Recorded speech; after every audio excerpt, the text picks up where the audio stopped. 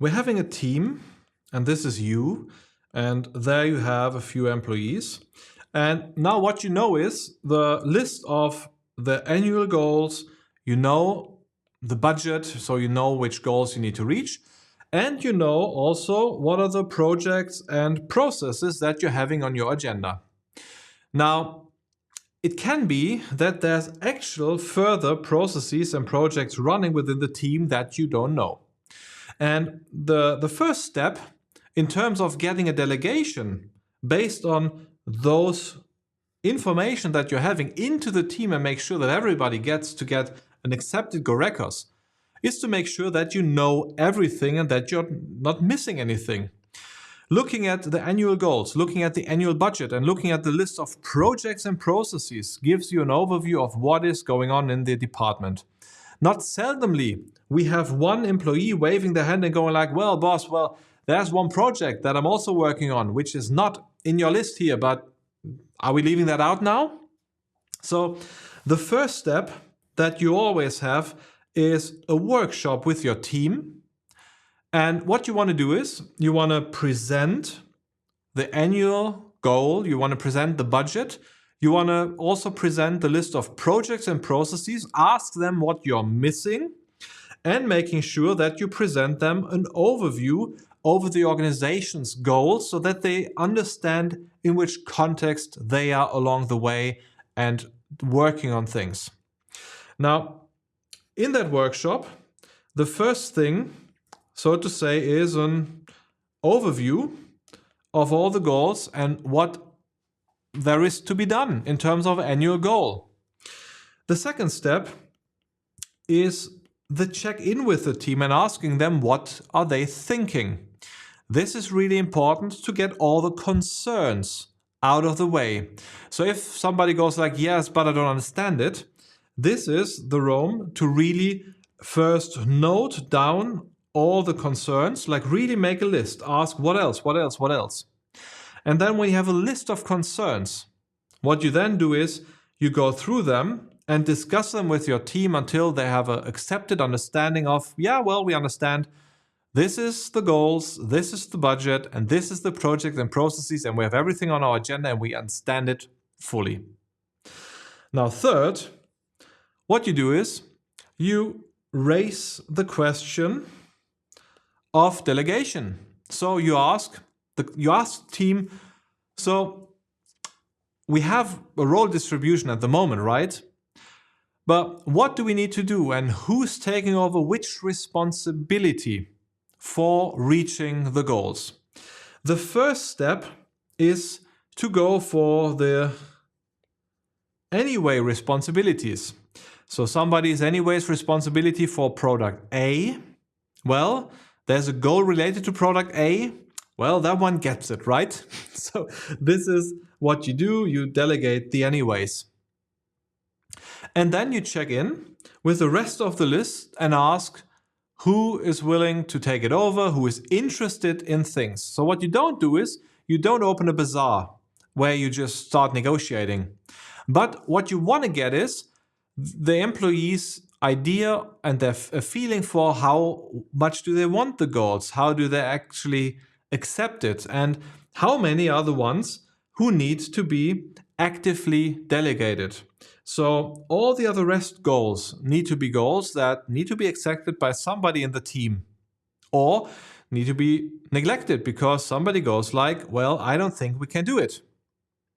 Now, with that question, we typically also come back to the list of concerns, because one thing of a concern that we will see is always a concern about resources. We don't have enough people. If you want me to reach those goals, then I need more capacity. I need more budget. Now, what you then do is go in and say, well, basically, I had a plan of, if you don't say here, I have a plan of giving that to you and giving that to you and giving that to you, just so that you know. But I would like to check in with you personally and understand what it is that you have as concerns and what it needs for you to accept that delegation. Now, this is not wish you what.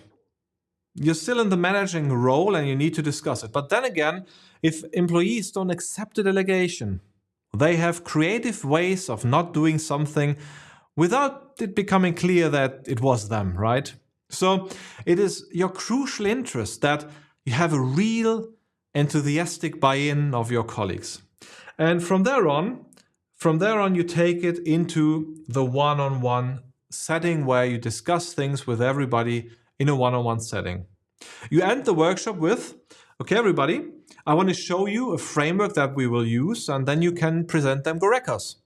I will let you know what the goal is that you need to reach, and also what the logic and the reason behind the goal is and how it connects in the organization.